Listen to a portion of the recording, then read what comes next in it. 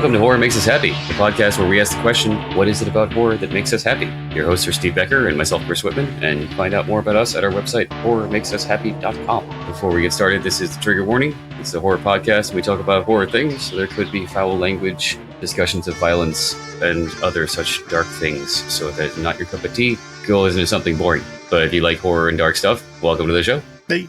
Yay! Today we're talking to Joe Lujan, director, producer, and writer, best known for the Immortal Wars, My Little Nightmare, and Billy. How's it going?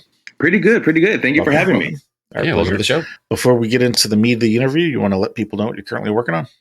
So currently right now, I have a few projects that I'm working on right now. It's been I would want to say last year, 2024 was the busiest so far. We shot 7 feature films in 2024. Wow. And 2025, we've literally just been post-production. It's nothing but post-production, getting these films done. And they've ranged from psychological thrillers to other intense horrors. I have a new installment in a zombie series that I did a couple years back. It was called Live Escape and Live Survival. We have Live Extinction. That's in the final stages of post-production right now. And I have another film called The Bosque. It's I want to say that's more of a gore film. It's a little bit more intense. It's not straight up horror. And we do have the new Immortal Wars installment in the franchise. It's called Netherworld. And that one's we kind of shifted gears from the sci-fi action genre and we moved into the horror, thriller, suspense type of feel for that installment.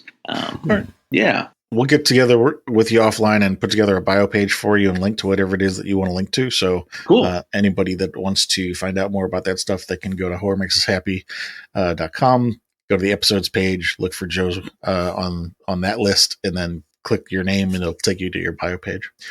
So the general theme of this interview will be less about your body of work and more about yourself as a horror fan. Okay. That said, stuff may come up in terms of your body of work, but also it's not meant to be a therapy session. So if there's anything that you don't want to answer, you can just say pass and we'll move on.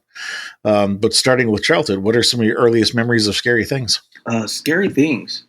So I actually grew up in El Paso, Texas. Okay. And, the culture over there, which funny actually is something that we're shifting to with a new project that I'm working on in the winter. My parents had always, the Mexican culture, they would say stuff to scare us to behave, all that. I guess that's every culture, but there's a specific story when growing up that my parents would always say, they call her La Llorona. And it's like they would always threaten, like, if you don't listen, La Llorona's going to get you and stuff like that. So it was always something terrifying. And it was just like, all they had to say was that name. All they had to say was La Llorona, and fear would take over. We would run as kids. We would leave the lights on, stuff like that. So I want to say as a kid, that was always one of the biggest things was my parents would use that one story to scare us. And I guess that's like my first sense of fear. She has come up multiple times on these conversations. Yes. Oh, yeah. Yeah. It kind of started there. And like I said, that's something I'm shifting to with my career. I just signed a deal. I'm actually doing a live action film called La Llorona. So okay. Yeah, I don't know. And I'm kind of using my childhood experiences and the fear that I felt then to incorporate it into this film. Yes. But as far as me personally, I would say that's kind of when that horror sense started. My parents actually didn't allow us to watch films, me and my siblings, horror films. It was my grandmother. My grandmother, when she would babysit us, she would say, "Don't tell your mom." And she would show us scary movies. I remember she showed us like Halloween 4 and 5. And I want to say that there was one time where I don't think my mom was paying attention and she was doing laundry or something. And I think it was Texas Chainsaw Massacre, Next Generation, I think was playing. And it didn't faze her to like change the channel or something. Yeah, because it seems fun at first. Yeah. So I was kind of surprised why she wouldn't have changed it because she hates horror films. She left it there, and I was just there chilling, watching it, and I thought that was terrifying too. I don't think I saw the whole film; it was just pieces. But I want to say, as a kid, those were the first 2 that I remember seeing pieces of horror. Okay, then it shifted when I was able to watch a film. The first horror films that I saw were I Know It's the Last Summer and Scream. That's when my fascination for horror started to like peak. I was like, oh. I like this. Was that childhood or more teenage years? I want to say that had to have been like, I was probably 12, 13. So like right on the maybe border. Younger, actually. Like, I don't know exactly, but it had to be when I was young, because those are the movies I actually remember or I watched completely from beginning to end. You know, before that, it was probably just pieces of horror films. Well, let's start with Halloween 4 and 5. You mentioned those first. Were there any particular scenes that really stood out to you? Danielle Harris's scenes. Anytime she was screaming as a little kid, like a little girl, I guess because I was a kid at that time too, it was kind of like, oh wow, like that little girl's really going through it. Okay. Really identify with it then, yeah. Yes. Yeah, I think that was one of the biggest scenes. I mean, Michael Myers' mask, you know?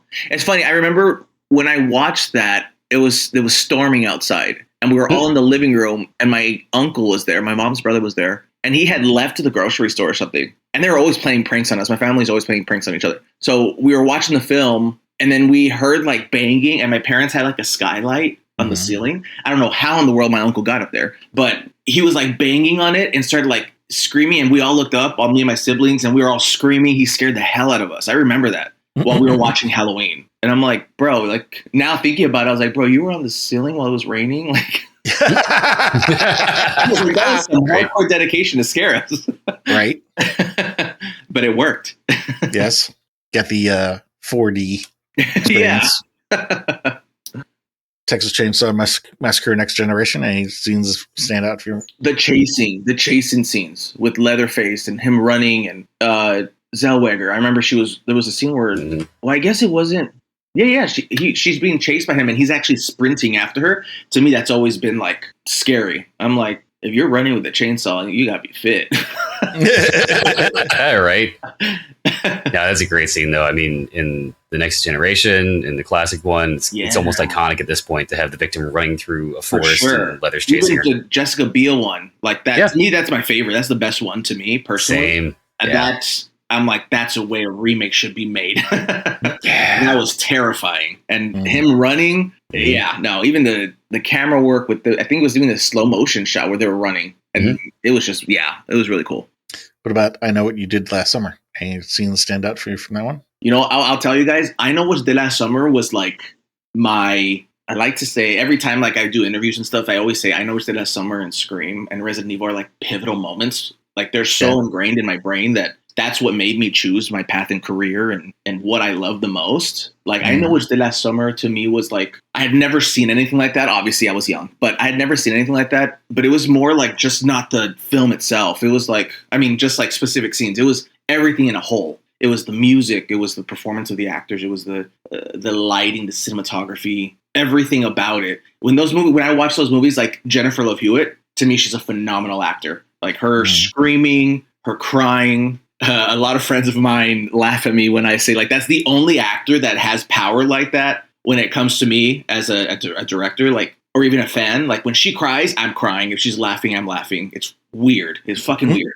But anytime in those films, or that film specifically, when she's screaming or even when she gets pissed off, I'm like, yeah, you tell him. Like, I get really into it, you know? And I think I Know What You Did Last Summer definitely changed. I know it may sound kind of dumb or weird, but that film kind of changed my life because that's kind of where it all started, the fascination of horror. It was just everything. It wasn't just the gore. It was like the music, the tension, the way it was shot to where she's walking in a silent room and it's like, you're kind of like, oh shit, take us out. Like, it's everything when it comes to that film, that immersive, kind of, you know, obsessed with those films.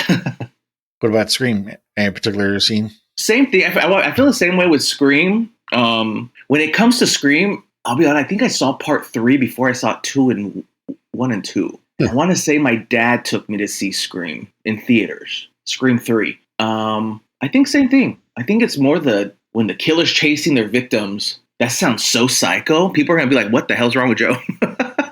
I think that's what it is. It's that tension, that suspense from those scenes in those films that kind of get me excited. You know, it's shifted throughout the years because now the type of horror that I'm like really like hooked on is more subtle horror. But yeah, I think that's we'll get to that. Screaming at this summer. Yeah. You also mentioned Resident Evil. Did you see that as a kid, or did that come later? I did. Okay. So that film, I was in middle school. I want to say I was seventh grade or eighth grade. And funny story. So that me and my sister were my oldest sister. Me and her would always play the games, Resident Evil. Even in the middle of the night, my mom would come in like, turn that shit off, like go to bed. It was really, we were addicted to that game. Mm-hmm. So when the film came out, we were like, I want to go. My mom was like, yeah, right. You guys are not going to see that. And my sister had already graduated from high school or was about to graduate from high school, I believe. And I went to school and my sister took me out of school. She lied saying that I had a doctor's appointment that she was going to take me to. And she had friends that worked at the theater and she took me to go see Resident Evil. And I remember watching that and I was like in amazement. I was just like that, like I say, another pivotal moment in my life where I watched the film, and when those roll credits started, that's when I shifted everything. Before, I wanted to be a veterinarian. That's what I wanted to. I love animals, everything animals. That's what I wanted to do. That was my dream career. I suppose when I grow up, I want to be a veterinarian. But when I saw that movie specifically, the first Resident Evil, it all changed. After that, I was like, no, I want to make movies. That's what I'm going to do. And I stuck with it since. Yeah. Again, with this one, was it more of like, the entire immersive experience, or was there particular scenes that stood out to you? No, I think it was the whole thing as a whole. With that film specifically, it was everything as a whole. Music, the action sequences, the zombies. Okay. I love zombie movies. So it was just like, I don't know, as a whole. When it comes to those films specifically, Scream, I Know It's That Summer, Resident Evil, those films as a whole, I think are what kind of got me like, I'm obsessed with horror. This is what I love about horror. Okay. Yeah. Normally we ask whether or not there's anybody else in your family who are fans of horror. It sounds like both your grandmother and your sister. Yeah. Yeah. My oldest sister, after that, she would be the one to be like, when she's watching us, don't tell mom. Like, we're going to watch this. Don't tell mom. Yeah. My sister and her, my grandma. Yeah. Yeah. When you were a kid, did you have a favorite Halloween costume? Halloween costume. I can't think of a... there's a costume that I would always do because I love that character. Okay. I don't remember how I was a lot younger, but it was the Jackal from 13 Ghosts. Oh, wow. With the cage over the head? Yeah. And I remember every year I would make the cage out of a box. I would paint it and I would do the whole costume. I had to bend the Jackal maybe 4 or 5 times. Wow. For Halloween. I mean, yeah. If you make a good costume, it's kind of the go-to after that. Like, I can always do that. Yeah. But then every year the box would get destroyed. Like, I would just put it in the garage. So I'm like, okay, Dad, I'm going to make another one. My dad every year would progress. He would get like, okay, well, this time we're going to put the hook on the top now. And we would get really into it. But that's the only one I could think of that as a kid, I was always dressing up as the Jackal. Anything in particular you liked about that character? To me, that was just a badass character. He was scary. When I watched that film, like, that movie definitely is like in my top 10 like favorite horror films. Okay. The Jackal to me was always like, that's a badass character. He's scary. Yeah. With the long hair and all that. And like the oddly long arms that he had. It was weird. But I think that film, I'm trying to think of all the other ghosts. All the other ones were scary, but to me that one just stood out. It was just scary. Even him running. Like, don't run. Walk slow. Like, I guess when it's running, it's scarier, I guess. I don't know. Yeah, it's like fast zombies. Yeah. How about a least favorite costume? Least favorite? Oh, I was in high school, and I was like a sailor. It was so it was so random. I'm like, fuck it. I'm just going to... A haunted sailor? Or like undead zombies? Or just sailor? Just a sailor. I was like, it's just a sailor. I was in my, let's just look good for Halloween. Let's not be scary. So I was like wearing the tight sailor costume and thinking I'm looking sexy. I was just an idiot. Yeah, I know. Did you have any really scary dreams or reoccurring nightmares when you were a kid? I did, actually. Wow, these are some good questions. I've never been asked that. When it comes to like when I was a kid, I would have a dream. That's weird. I'm like remembering it now. I would have a dream that it was like a woman talking to me in the middle of the night, and I would open my eyes. It was complete dark, and I remember me and my brother we would sleep in bunk beds, and I always had the lower bunk. And I would wake up, and I could hear her talking, and it was like she would get closer to me, and I would back away from the wall, and then I would wake up. I never knew if that was a dream or that really happened. Yeah, that's actually kind of strange talking about it now. I don't remember what she would say, but. Okay. Yeah, I don't remember what she would say, I could still hear her voice. Like right now, if I think about it, I know how she sounds, but I remember being terrified to where I was too scared to even scream or say anything. It would keep me like very quiet. But then I would never say anything to my parents. I don't know why. I don't know. That's weird. Was there any particular... Oh, don't say that. Probably. Sorry. You know what? Like, but I put that in the script now. Actually, I didn't. He's like, but I went to bed. I did the thing I was supposed to do. Maybe my parents had me traumatized. Maybe. No particular emotional, response or memory in relation to that dream. Like it didn't trigger a particular emotion. No. I'm telling you, even thinking about it right now, like I completely forgot that would happen because it would happen numerous times. It wasn't just the one time; it would happen numerous times. I wonder if it was just like your mom on the telephone, talking to the neighbor or something. And maybe she knew we were not really asleep. These little shit. Yeah. Right. Was there ever a time in your childhood when you were terrified of something in real life? In real life? If not, that's a good thing. No. Yeah, right. Yeah, no. Maybe playing football. My parents always wanted me to play football. I hated football. No. Can be terrifying at times. Other than that, no. Okay. Was there a time in your childhood when you felt exceptionally calm or safe or at bliss? Oh, yeah. With all my siblings, when we were always together, we would always do cookouts and stuff with my parents. So, yeah, that was always like my safe zone as a kid. The next two questions are going to be a pair. I'm going to start with the negative so we can end on the positive. Do you remember the first person you hurt? First person I hurt? Like physically or emotionally? Either one. Either or. Maybe my little brother. He was a little shit. Yeah. Yeah, maybe my little brother. That's the only thing. I'm a very nice person. I don't ever like to see anyone. I don't like to ever see anyone hurt or something. Like yeah. So I would have to say it doesn't have to have been intentional. Oh, for sure. He was probably being annoying and I had to beat his ass. Probably. Had to. Classic sibling rivalry there. Yeah, you have to. It's in the charter. Yes. So flipping that last question around, do you remember the first person you helped? Had to have been my mom. Okay. Yeah. Yeah, probably my mom. Like help around the house or help her with something there. Yeah. Rolling into teen years. Any particular media stand out to you from your teen years? Teen years? I don't know the exact years when they came out, but like when I say fascination started with film, when I watched those other films, it literally was like I'm obsessed with horror films. Like I just love watching them. Till this day, I could fall asleep watching a scary movie. So when I was a teenager, I think at that time my mom was a little bit more like, well, that's what you want to watch. Go for it, watch it. But I'm not gonna watch it. And like movies at that time, I think like Wrong Turn. I want to say Wrong Turn started coming out, the first one, and I was obsessed. And I remember always watching that movie on repeat. Wrong Turn. Any particular scenes stand out to you? It goes back to the chasing scenes. Okay. Yeah. It goes back to the chasing when Elijah Dushku's running through the forest and these creepy mutant people are running after her. Like it was like that's all that stands out when it comes to these films. And I think it's also the performance of the actors. Like when they're like yelling and screaming and stuff, I'm like, my ass, if I'm running, I'm gonna save all the energy I have. I'm not saying shit. I'm just gonna run.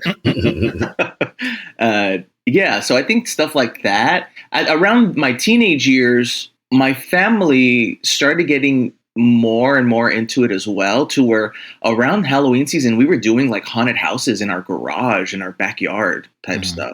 Okay. So we were all into it. We were all scaring people, and we started getting very into the whole horror genre around the season. It was year round for me because I just loved horror films, but Halloween is every day. Yeah. So around my teenagers, that's what it was. It was like haunted houses and decorating the house very scary. And I got really into it. And around that time too, I started doing short films with my siblings and my cousins. So I would make these little scary movies, and then we would have cookouts, and I would show my family, we would watch them. And then they would tell me like, oh, that was good, but maybe try this, or don't do that again. And that's kind of how horror and my career and my art has always collided my entire life. Okay. But no other media from other creators stand out to you? Just Wrong Turn? Wrong Turn. I want to say The Descent also came out around that time. Yeah, it's a classic. I love UK or US ending? Both actually. I didn't mind either one. I was like, getting, I like both. I like both. The US ending has a nice, clean wrap up to it, and the UK ending is a little bit more brutal. You're right, they both do. Yeah, I don't know. And then there was another film that I really liked, the actual franchise. It's called Cold Prey. Cold Prey. Oh yeah, Frit Wilt. It's like a foreign film, I think. Yeah, those are good. Real good film. That whole franchise was good. I love those films. What'd you like about it? I think it was more like the seclusion. Like they were in that, I think it was a ski lodge or a hotel in the middle of like the snowstorm, and there's like this killer after them. Mm-hmm. That slasher type of vibe. I think part 2 gave off like Halloween 2 vibes. It was like in a hospital. Yep. Really, that one was really cool. Like, I don't know. I think it was just that. And I'm trying to think. There isn't really any much. There is chasing scenes, but nothing that stood out. It was just more. I think the way they shot it. There's some cool, like, epic slow motion scenes where, like, the killer throws the axe and like almost hits the lead. Okay. Yeah, there's those. I'm trying to think because Wrong Turn, The Descent. Was there a particular scene in The Descent that stood out to you? The whole them crawling through the cave. I couldn't do that. No, there's no way I could not do that. No, you don't want to go, several hundred feet underground and, shimmy through a tunnel that's only as wide as you. No, not at all. I'm good. I am totally good. I like my space. Did you have a favorite costume in your teen years? In my teen years, I think I still was doing the Jackal. Yeah. And then there was 1 year. No, I lied. I did do the Jackal, but then 1 year I dressed up as the Executioner from Resident Evil, and I made the huge. Is that the big one? Yeah, with the big axe. I made I think I want to say I made the axe out of like a box from my dad's TV. Like it was huge. The axe was huge. I actually was dragging it. I don't know how I did it, but I duct taped something to the bottom of my shoes to it made me really tall. It was a really cool costume. Nice. Yeah, I want to say that's probably my favorite. And I wore that costume when the film came out. I remember I dressed up when Resident Evil Afterlife came out, and I went to the theater like that. They didn't let me take the axe in. I remember that. They told me, let's leave the axe. What? I can't take this, stick with an anvil on it into the theater? Why not? It can have its own seat. It can have its own seat. Yeah. But yeah, that's probably my favorite costume. Yeah. Solid costume. Least favorite costume? Least favorite? I think my least favorite was the sailor one, because I think I did that. Oh, you did say the sailor was later on in teen years, right? That was in my teen years, yeah. Ah, okay. Sorry. I thought that was from the childhood section. Let's see. Any really scary dreams or recurring nightmares in your teen years? No, I didn't. Not dreams. Okay. Or nightmares. We did live in a house where a lot of stuff would happen. That felt real life like stuff was the next question, so go ahead. Oh, was it? Okay. Okay. Yeah, we lived in this house when I was in high school. We were living in this house. It was a really cool house. I loved it. Weird things were always happening in that house. Like I remember, I think it was my brother. My parents had told me that my brother had called. He had come home from school and they were still at work or something. And my brother had called saying that he saw someone in the house and he was waiting outside for my parents to show up. And at that point, I was just like, okay, like nothing had happened to me. But then there was my parents had left town one weekend and me and my best friend had stayed. And I remember my mom was like, no one can come over, no friends, nothing. And I was like, okay. And my best friend came in and we were there watching a movie. I don't remember what we were watching. Had to have been a scary movie. We were watching something and my parents used to have this fan that you can control with a remote in the living room. And the light started turning on and off. The fan would turn on and turn off. And I couldn't find the remote. And for a while, I thought it was my brother-in-law. I thought it was my brother-in-law that was doing it because he would always play pranks on us. So I was like, forget it. Well, then all the power went out of the house. I remember that. And me and my best friend were like, let's go to my room. We'll just watch something in my room. And then we wanted to go to the restroom and both of us were scared. We're like, fuck. Like, we went to the restroom. Well, when we walked out, the house had these long hallways that would cross. It would make like a huge T almost. And the remote to the fan was in the floor in the middle of the hallway. And I was like, oh, fuck. But I still got to go to the restroom. I still have to go to the restroom. And what we did was we were both so scared that we were like, you stand in the doorway. We're going to leave the light on and the door open while you use the restroom. Then we'll swap, so you keep guard. And I remember doing that. And then we ran back to the bedroom, and then we ended up falling asleep, I guess. And then in the middle of the night, I had to go to the restroom again. So I get up, but the moment I got up, something grabbed my ankle from under the bed. Something grabbed my ankle, and it scared me so bad that I kind of like fell into the closet. I remember breaking the closet doors. Oh, no. Like it was like those sliding doors. I remember falling into it, and I broke the door, and we were both screaming. I called my dad. I was like, "You need to come home now. Like there's someone in the house." And he was like, "Okay, we're on our way." And I was like, "Well, you guys are like hundreds of miles away, so you guys aren't going to be here fast." And we stayed awake for the rest of the night. The following day, they showed up around like midday. I think that was the last time my best friend went to my house. Understandably so. Yeah. Yep. That can see why. And I want to say that after that, my mom experienced something too. She saw like a face that appeared on the side of the TV in the middle of the night. Like the light of the TV kind of displayed like a face on the side of the house looking at her. And I want to say my dad talked to the neighbors, and they had said someone had killed themselves in the house or something years before or something like that. And my mom, once she heard it, she was like, "We're out." We moved. Like my parents moved us from the house. Pulled a poltergeist. Well, their house actually got eaten. Yeah. So I know other stuff happened, and for a while my parents said that because my aunt had passed away around the time we were living there. So for a while, I remember my parents would say that they always felt like it was my aunt for a while. But then when all the other stuff started happening to us. Did she have reason to mess with you guys? Yeah, that's why when they started coming and messing with us kids, that's when that whole narrative went away. Like, okay, maybe it's not my sister. Maybe it's something else. My dad was like, let's just go. So flipping that question around, was there ever a time in your teen years when you felt exceptionally calm or safe or at bliss? Me and my family were really close. So I want to say the same thing. That house specifically had a pool. So we always had pool parties. One party in particular, I remember that it was my graduation party. It was like my graduation birthday party. And it was like a huge party. All of my family was there. All of my friends. They had a DJ and everyone was dancing. People were even dancing in the pool, like in the court. Everyone was just happy. We had just lost my aunt. I remember that. We had just lost my aunt. It's like about a segue. It was weird. It was like we had just lost my aunt, and it was the most like. Maybe that's why she was haunting you.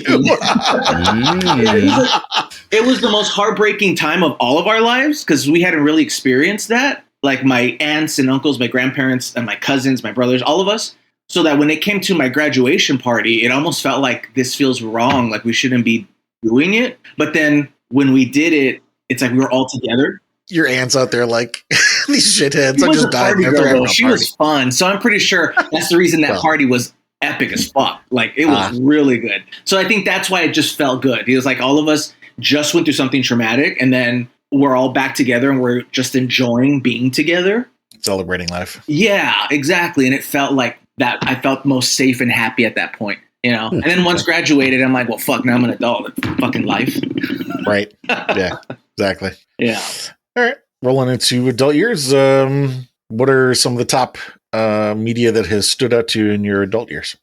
I'll be honest. I didn't really get into like podcasts or anything like that until like recently. So when it comes to media, it was always just film. So when it comes to movies, there was a movie that my dad has always pushed me to like look into remaking. It was a movie that he was always terrified and scared about. It was called Beyond the Door.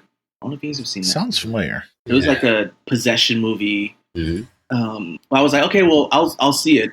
At that point, it was like when he had first told me, I had already moved out. I was in Vegas at that time, and I was living on my own. I remember at that point, it was out of print. You couldn't buy it anywhere. This had to have been like 2012 or 11. And I found a place where I bought it so I could watch it. I remember it was like $80 for the DVD. It was really expensive because it was so out of print. I was like, fuck, this movie better be good. And I watched it, and yeah, that movie, throughout the movie, I guess that what's supposed to represent the devil is his breathing. And the sound of the breathing to me is terrifying. It sounds, I don't know how to explain it. It just sounds, it's like a deep breathing, but then like a gargling sound at the same time. I don't know. It sounds raspy. Yeah, raspy, but it's like really loud, like heavy. You could feel it almost. that's what stands out to that movie to me, where if I heard that, I'm out. Like if I heard that breathing anywhere, I would be out. But that film, it's an old film. It's from the 1970s or something like that. Uh-huh. That film terrified me as an adult. Like that was scary. And then obviously the Conjuring films. I started getting into Conjuring and Insidious. Those movies started to really kind of rattle me, honestly, when I first saw them. I mean, they're loosely based off the true story, so it makes it that much more impactful. Yeah, those movies definitely started getting me a little bit more like, I don't like that. It's scary. Did you see the latest one, The Devil Made Me Do It? I did see it. I saw. In fact, I saw it in that 4DX theater. So it was a really cool experience. It was a real cool experience. I was already scared of what was on the screen, but then when it's raining in the theater and it's cold with the air that they're blowing in there, it just elevates the fear even more. Okay, that is cool. Yeah. Real cool experience. Go back to Beyond the Door for a minute. Other than the breathing, was there anything in particular that stood out to you from that film? There was a scene where the kids are being like tormented by this demon or something, and like the floorboards, there's like light glowing from the floorboards, and the floorboards start to like rattle and shake, and then there's these dolls that are like falling. Like that whole sequence to me is just terrifying, especially seeing that it's kids. Obviously, being an adult, I see all my nieces and nephews where I'm like, I couldn't imagine them going through that. So seeing that in the film definitely got me like, oh shit, that's scary. What about The Conjuring? Conjuring, the scene in the first one, the scene where the demon, they're like doing the exorcism in the basement. There's a scene where they throw the holy water on the demon, and like the demon's face kind of like tears through the sheet, and you just see like part of the face. Okay. And like the eye, to me, that's terrifying. I was like, oh shit. Like we had already seen some scary stuff throughout the film, but I feel like that was the first time I was like, oh shit. Was the first one the one where you see Malik, I think is his name, his face behind the little boy? Like, it's the Darth Maul shot, as people like to call it. Is it the first? Because he's got the red and black face paint, and he's just there very suddenly. No jump scare, no stinger, done Insidious. Noise. That's Insidious. That is Insidious. In Insidious, that's the scene for me that would definitely like stands out the most. Yep. That's scary. Yeah. They are in the same universe, so that's my excuse for mixing those two up. Scary. Yeah. I'm trying to think of any other media that scared me. I watch so many films, and like I said, I collect. So as I've gotten older, before I would just go and buy movies like, oh, that's cool, it looks scary, and I probably wouldn't watch it, or I'd probably just add to the collection. But as I've gotten older, I'm like, if I'm spending my money on it, my hard-working money, I'm going to watch it regardless if it's good or not. It's an investment. It's an investment, exactly. So I'm constantly watching movies. There's a movie that I watched called, oh, bro, what is it? You were about to just say it. It's a movie it's meant to be like a documentary of a guy who went around a town killing people, eating them. Okay. We're in cannibalism territory. What is it called? It is called what? If you can give more information about it, Chris might know it. Yeah, they're talking about it, and they're telling the story because someone was taking photos of what he was doing, or like the aftermath, and they're like black and white photos, and they're kind of going through the map of the town, and like these photos were taken here. Oh, okay. Savage Land. There you go. Yes. I've watched it like 5 times now. It's a great film. So that is a great. I thought that was so like, fuck. How did I not think of that? You mentioned El Paso earlier, and that was the first thing that popped in my mind. Although I don't think it happened. I think it was like in New Mexico or something like that, right close to something like that. Yeah. What'd you like about it? I think it was the photos and the music that they used. The photos looked real. Obviously, it's not a real film, but the photos made it feel real. So when they would just literally just slap the photo and like do a pan in with like the dark, sinister music, you feel unease watching. You're like, this is crazy. This feels real. It almost feels like you shouldn't be watching it. Yeah. To me, that made it scary. Okay. Wanted to go back to the Conjuring for a minute. You mentioned this shot of the eye through the sheet. Any particular emotion to jump out to you from that one? Same thing, unease. I think when you watch that, I think a lot of it also comes into like growing up, and even till this day, like my mom will be like, "Don't do that. Like, don't make a movie about that. You shouldn't be talking about that. You shouldn't be saying that. Like, you're messing with bad stuff." Like, I think it's that. It's almost like when I watch that and I see certain scenes like that, or nowadays even content, like even like if I see a video on TikTok or something, where I watch it, I get that like unease feeling, like maybe I shouldn't have seen that. Like maybe I shouldn't see that. I should probably change it or something. I think as I've gotten older, it's definitely, like I said, I get scared very easily, but it's gotten to the point where people are going to laugh, or you guys probably laugh on this. But if I get scared, I put on my favorite cartoon, which is The Lion King, and I'll watch The Lion King. And it like brings me down again. I'm like, I'm good. It's a good palate cleanser. Yeah. I think that's what it is when it comes to watching that films where there's certain scenes where you feel like you shouldn't be watching it. There's just one film that I've been wanting to watch. I think it was called like The Deadliest Film. Oh, Antrim? Yeah, I always see it. And I'm like, same here. Should I watch it or not? I know, right? Because it's advertised as being haunted. Like the film itself is haunted. If you watch it, you'll be cursed too. Like, yeah. I'm sure that's all hype and promotion, but a little tiny piece of me is like, maybe I should. And that's literally why I haven't watched it. It's still on my watch list. Same. I'm like, I'll wait. One day I feel brave enough, maybe I'll start it. Like that day that the day that in the same day you've broken a mirror, Black Cat has crossed your path. Like 5 different bad luck things have already happened. Like, okay, today I'll watch them. Exactly. You're like, I'm already fucked. No matter what, let's do it. or that'd be the worst day too. Yeah. Have you had any really scary dreams or reoccurring nightmares as an adult? Not a recurring one. No, I have one that I did have when I started living on my own. Okay. And it was like I could see it happen. I was like, I was asleep facing up and like I saw someone stabbing me. And I felt like the pressure. I could see the person, but their face was blacked out. But it was almost like I was stepping away watching it happen. And then I woke up from that. Crazy. Really weird. Really, really weird. I must have watched the slasher film before I went to bed or something, but probably, yeah. It definitely stands out to me. But I really don't, I want to knock on wood because I don't like that, but I really don't get nightmares. It's very, very rare. Okay. And if the nightmares happen, it's probably a nightmare about like my career or something.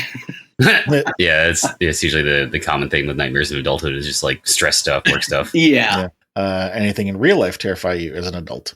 Yeah, actually. So I was already living on my own. I was living in an apartment in Vegas. It was like on the first floor, and across the way, my balcony would face another balcony, and it was some old lady with her dog. And there was this, like, her dog was always annoying. Every morning it would bark and bark and bark. Well, one day I just stopped hearing barking. I was like, oh, okay, whatever.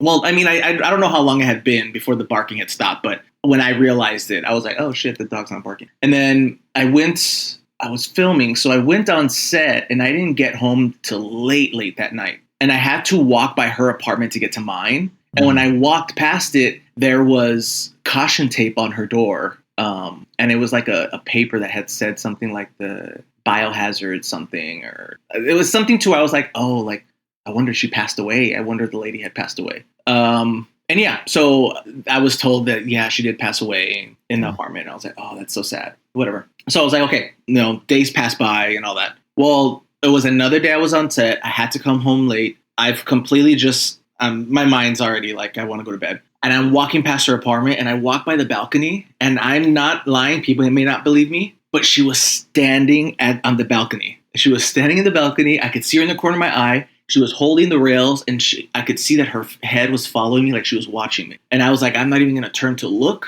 I'm going to go straight to my door. And I was like, I opened the door, and it's almost that moment, like, it felt like a film where you're like, that it's taking forever to open this damn door. Like, open the door. It was like, so I closed it, and I went out, and I went back to like the window that faces that balcony, and I looked out, and I didn't see anything. But I was like, oh, I know she was there. Well, after that, things started happening in there at the apartment. Like, I would go to wash my clothes, and I'm sitting there at the laundromat, and she walked in with her walker. I remember that. I even looked at her. I didn't say anything. I kind of played it cool, like, I'm not scared, but I was terrified. I was like a little baby inside. I was crying. And then there was a time where I came home, and I thought I was robbed because my front door was completely wide open, and my balcony, my porch balcony area doors were completely wide open as well, but nothing was gone. And what made me move out of that apartment was I was working, I was doing some editing, and there were some kids playing outside, and they kept on hitting the wall with a ball, a basketball, I guess, or whatever. And they hit the window to my bedroom, and I was like, I got pissed. And I kind of walked into the bedroom to I don't know what I was going to do. I don't know if I was going to yell at them or something, but I don't know what I was going to do. But I walked towards the window, and I opened the curtains, and the kids kind of like run off. And that's when it hit me where right before I opened the curtains, there was someone standing. I could see the shape of someone behind the curtains. Mm. I could see the feet. And I was like, okay, I'm out. And I literally broke my lease. I remember I broke my lease and I moved out because things just felt like they were getting worse there at that apartment. Mm. And what is your reason for ending your lease here, sir? Your shit's haunted. I'm out. Bye. I'm like, you know that old lady across the way? She's haunting me. No, I think I made up a lie. I was like, no. Oh yeah, you make up a lie in that situation. You don't tell them because it's haunted. No, like, then no. What? So you can screw the next neighbor? Thanks. Yeah, no, not my problem anymore. Yeah, no, I was just like, I'm done. I can't. And then my parents are like, well, it's because it's things you're doing. It's the type of movies you're making. And I'm like, no. Of course, yes. Thanks. Mm-hmm. It's not what it is. The lady is haunting me for some reason. Flipping that last question around, was there ever a time in your adult years when you felt exceptionally calm or safe or at bliss? I want to say I always go back to my family. Anytime my family comes into town, I feel at ease. I guess it's also because the line of business I'm in, it's always on the go. It's nonstop. Mm-hmm. You know, like I'm always traveling or I'm always on set. I'm always around a lot of people. So it definitely feels like there's so much going on that to where when my family comes, even my family says, we're not doing shit. We just want to be here with you. Like, let's just be in your house and we'll just be here. And we just be in the moment. Mm-hmm. That's kind of the times where I feel most calm and safe and I can breathe, you know? Mm-hmm. Yeah. I don't know. I guess as you get older, things shift. Before I used to be watching scary movies is where I feel safe. And, you know, now, yeah, it's different. Mm-hmm. Do you remember the last person you hurt? The last person I hurt? No, I can't think of. Okay. I mean, not of me knowing that I hurt them. Right. Yeah, that's fine. Do you remember the last person you helped?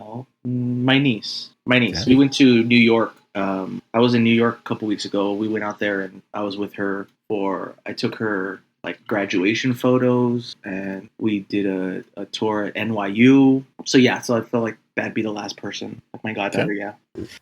Excuse me.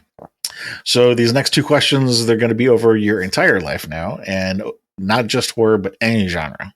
Okay. What movie would you say you've watched more times than any other? Oh, Resident Evil. Okay. Yeah, that movie. That movie. I guess that franchise. I guess you could say. Mm-hmm. I could be feeling. I'll get very depressed, or I'll get very insecure with my work, or there's many times where I sit here like, do I want to keep on doing this? You know, I start doubting my choice in career, or I'm ready to quit and I'm done. I kind of watch that and it kind of reminds me, this is why you chose it. Yeah. Okay. The first Resident Evil more than anything. Yeah. But the franchise, I could watch that all the time. Would you consider that to be your favorite movie or would you pick something else? No. Yeah. Resident Evil would probably be my number one favorite movie. Yeah. It's right there with I Know It's the Last Supper. Okay. Those two are like right next to each other. Do you see any common threads about what kind of horror you like? Cannibalism, occult, metaphysical, supernatural, psychological? I think I'm more into supernatural. When it comes to the real stuff, like The Strangers type stuff like that, oh no, that scares me. Like I think with stuff like really can happen. I mean, although I know demons and stuff, that can happen. But I'm saying more like, I guess when I'm living on your own, like if someone's gonna try to break into me, that's fucking terrifying. Yeah. So I would say supernatural is what I love the most to watch. I just love ghost stories, stuff like that. But real stuff, like Hills Have Eyes type shit, and there's people out in the middle trying to kill you, stuff like that. To real stuff to me scares me. All right. Well, this would be the spot where we talk about any common themes that have cropped up during the earlier parts of the call, and then maybe talk about these themes as a whole and how they intersect with horror. For your conversation, basically the one thing that everything seems to fall under is emotional connection. When we talk about all the happy moments in your life, they're all related to family.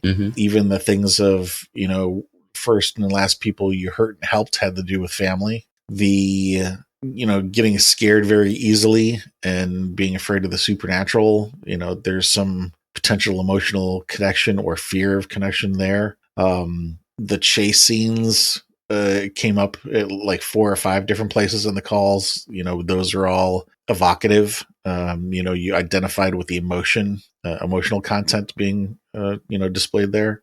Even talking about unease in relation to the supernatural stuff. It's all, the emotional connection.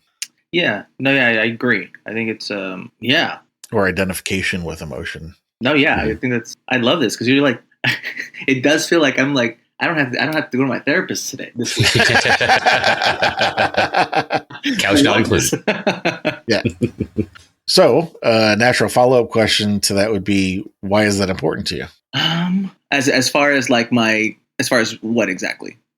Well, actually, let me back up a step first and ask, do you think that is an accurate summary of what you get out of horror, or do you think that there is something else, or maybe something in addition to this that we didn't cover? Gotcha. Okay. Yeah, no, I mean, I think it's accurate. I do think it's, I don't really talk about this and stuff because it's just, I know a lot of people feel certain ways and stuff, but I'm very religious. I'm a very religious person. So it's like when it comes to scary stuff or if something happens, obviously my mind goes to like, oh, I'm sorry. Like maybe I shouldn't have done that, or maybe I shouldn't have said that. Mm-hmm. When it's an emotional connection like that, I guess, yeah, it is. When I watch something, I watch it as it's entertainment, right? When we're watching these films, entertainment, it says it's based on a true story. Okay. So nowadays you could slap that on a project and it has nothing to do with anything that's happened. You know what I mean? It's a marketing thing now. Yeah. But there are times where I do watch something and I'm like,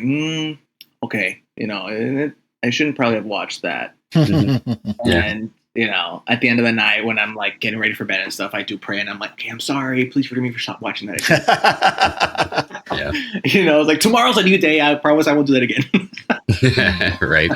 No, you're right. It's like a tagline. You see it. It seems to be like a trend in horror movie trailers now. I forgot which one did it first, but I want to say it was The Witch. But the comment is, it feels like we're watching something that we're not supposed to be watching. And you do get that feeling from a lot of horror movies. Yeah. Especially if you're a spiritual person. Yeah. Yeah. And it's just like, I don't believe that it's wrong. I don't know. The way I see it is like if you are very religious and you believe in God and all that, then you have to believe there's a dark side. You have to believe that there's the devil, all that. My mind always goes to that. So it's like, even when I make these films, when I make the films that I do, it's like my mom's constantly like, don't do that. Don't say that. And I'm like, no, like people need to know. Don't be opening the damn box if it says don't open it. Like, right. So you open it. Yeah.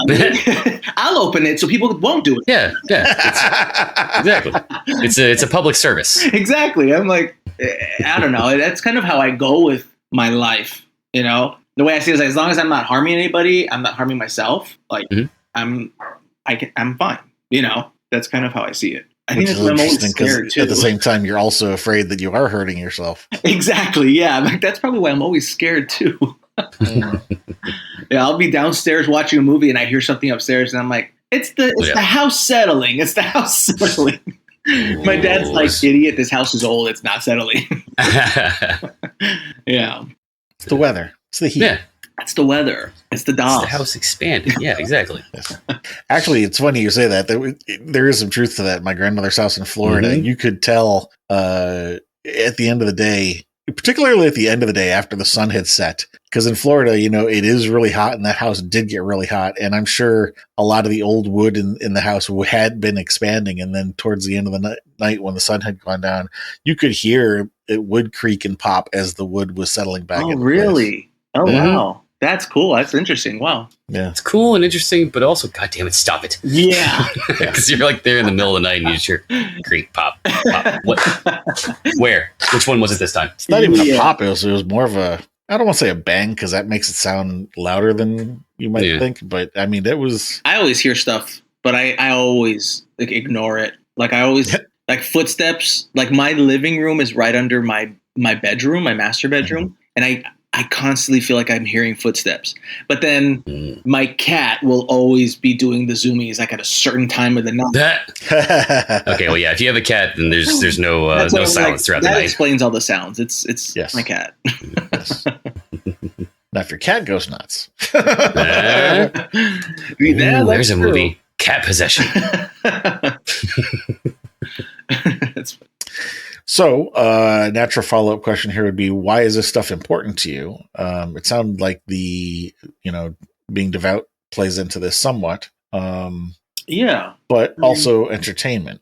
For sure, entertainment. I mean, I just, when it comes to projects and films and stuff, it's all entertainment. It's what entertained me when I was a kid growing up. That's why I do it, is to entertain audiences, is to, just tell a story, pull you away from the BS of life for that 2 hours and forget that and just come to this and just enjoy it. That's kind of why it all comes about, It's all the aftermath stuff after then that definitely starts to mess with you a little. Yeah.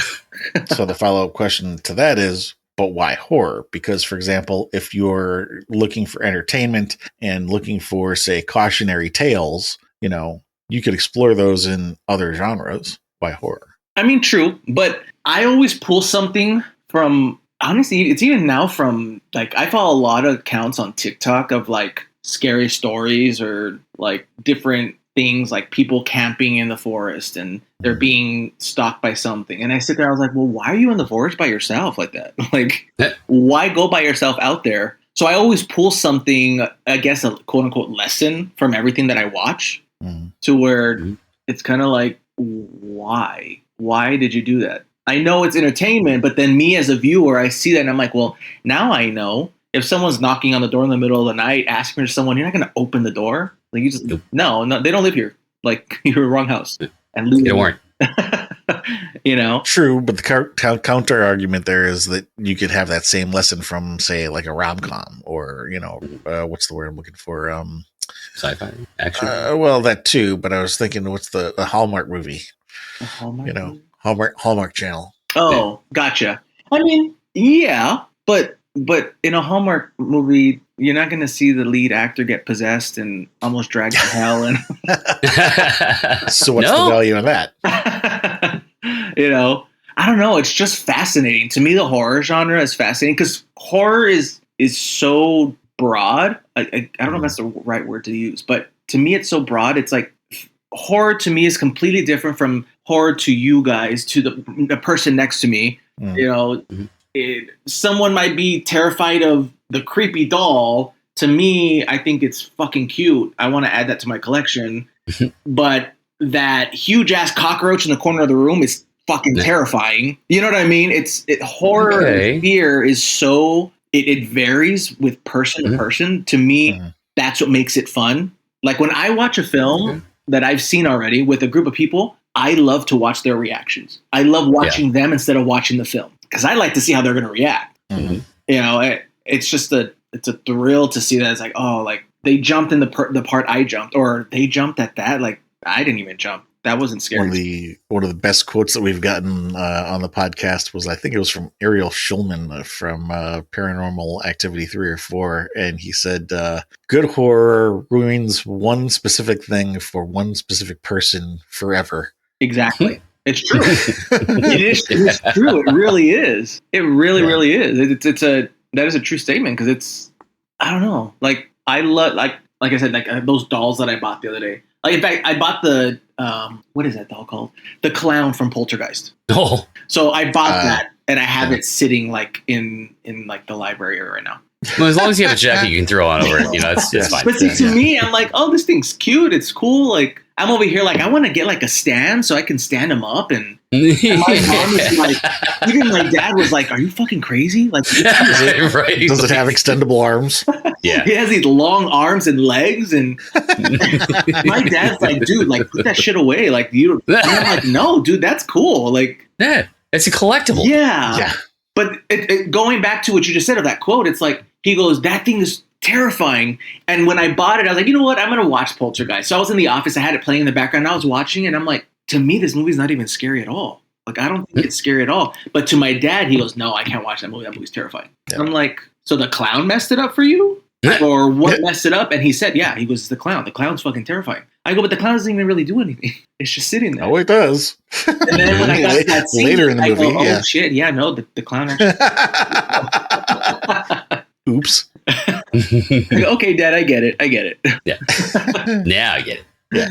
Yeah. So where I thought this was going to go when I asked, why horror, is I thought you were going to bring the supernatural back up, because you really can't talk about that as a topic in pretty much any other genre other than, what's the word I'm looking for?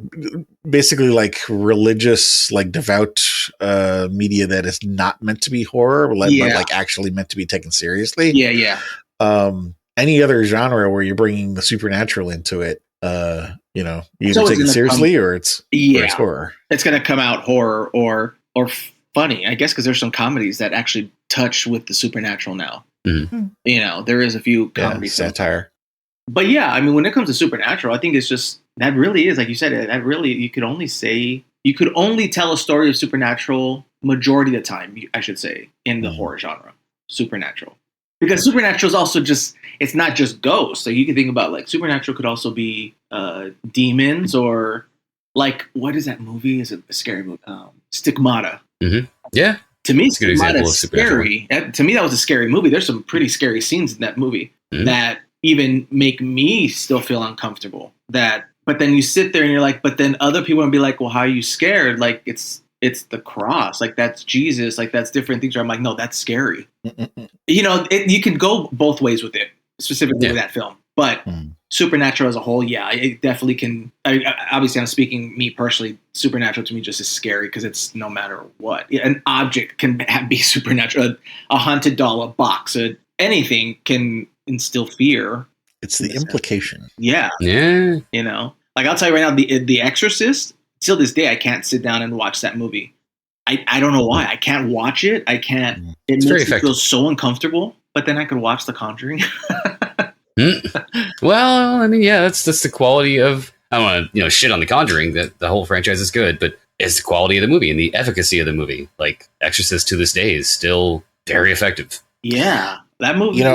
Having not seen the entire franchise, let me ask, since you guys probably know it better than I do, are you okay with The Conjuring because it and again, I don't know that what I'm about to say is correct, but is it because it's, not as religious? Is it not religious? No, The Conjuring is pretty religious. Yeah. Like, even some of the more recent ones, they go through the full Our Father rite. Like, they don't like slight religious it. It's very definitely. Especially when it goes into like the Nun films, because all those are connected. So when it goes to the Nun, it is very religious, and there's like burning crosses. Let me try to rephrase that. So having references to religion in it is not necessarily the same as, for example, you brought up The Exorcist. Like, I'm having a really hard time finding the right words to say this, but basically, like, the difference between being religious and referencing religion. You mean like the legitimacy or accuracy of it? Maybe. Again, this is just a question. I'm asking if he feels like that is a true statement about The Conjuring versus, say, The Exorcist. I don't know. I think, like I'll say, I think when it comes to The Exorcist, for me, it's the possession part that makes me feel uncomfortable. It's the changing in the voice, the deep demonic voice. We do get that in the Conjuring films and the Annabelle films. Like, there's specific scenes that I could say make me feel what I feel when I watch The Exorcist, when I'm watching The Conjuring. Like, in Annabelle, when you actually see the demon in the stairwell, to me, that's terrifying.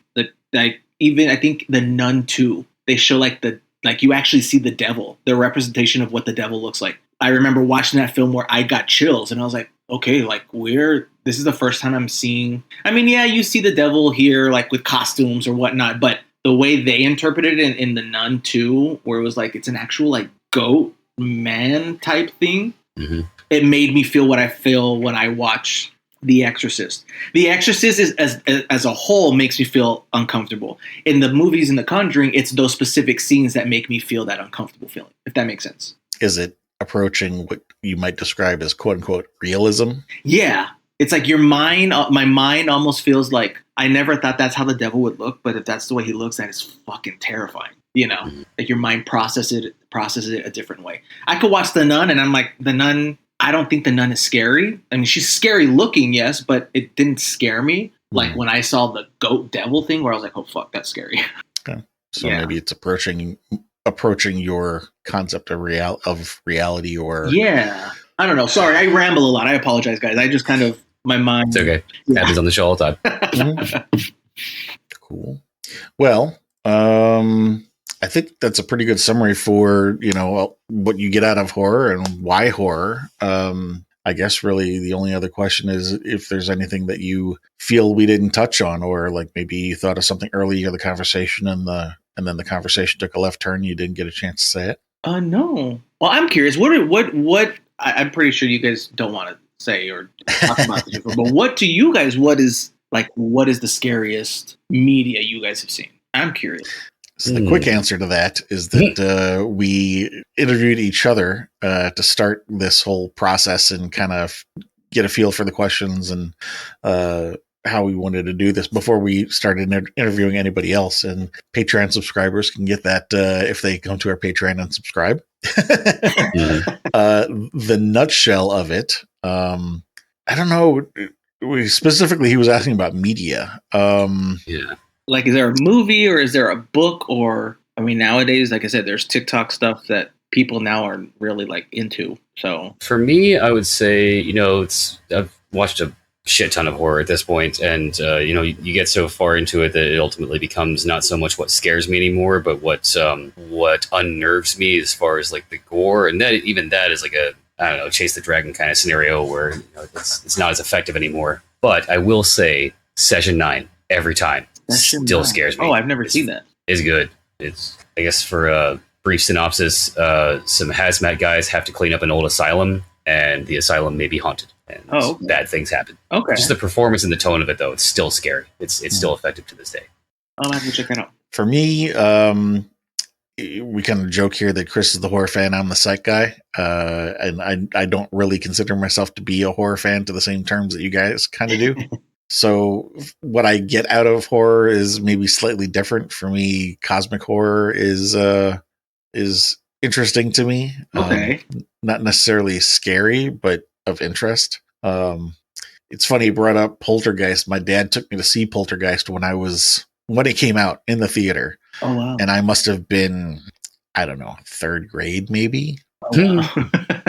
It's a good age, Steve. Good age. No, it wasn't. Sarcasm.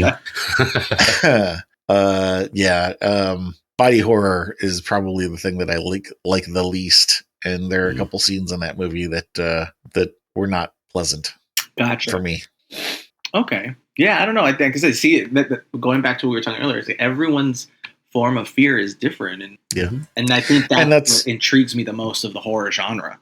And that's part of what we're doing with this podcast is we figure, not everybody's going to fall into the same bucket, but how many buckets are there? What are the buckets? Which ones are most common, least common? And then, researching these conversations that we're having, can we, does researching this kind of thing teach us anything about the horror community as a whole? Yeah. And it has already started to uncover some things. We recently celebrated our 5th anniversary. I am starting to work on putting together a book on some of the stuff that or some of the trends that we're seeing based on the people that we've talked to. Yeah. That is cool.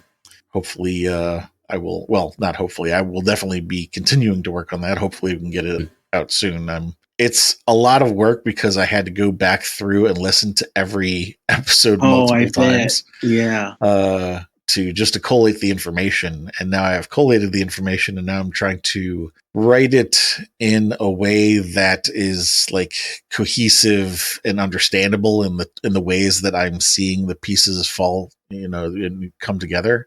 Okay. And I'm still in the process of doing that. And then once I've finished writing, of course, then there's the editing and all that. But right now I'm just in the writing process and trying to fit all the pieces together. So, that's cool. That is really cool. Yeah. I know how that goes. Like when I'm writing my scripts, I write in, I don't know if you guys remember, it's like a web. It's like you write like in clockwise little bubbles that link to each other. Oh, I thought you were going to do like the Pepe Silva meme.